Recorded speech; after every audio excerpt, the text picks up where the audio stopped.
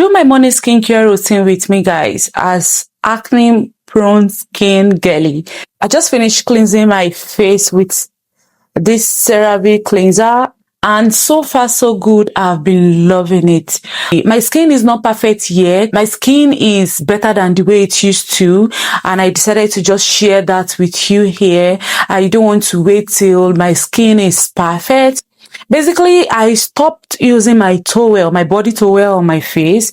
This is what I do. I just dry my face with this fan, or sometimes I just leave my face, I allow it to dry itself. This is ordinary glycolic acid 7%, and this is exfoliating toner, guys. I only use this toner twice or 3 times a week. I will go in with my Vitamin C. After this, I'll be going in with my Alpha Arbutin from the ordinary. Some days I skip Vitamin C and I use this, or I skip this and I use my Vitamin C. But today I just want to use both. It's still, I can still use both. This product is so good it helps in fading dark spots, and it's brightening as well. I don't know why I didn't know about all these products since. You know why?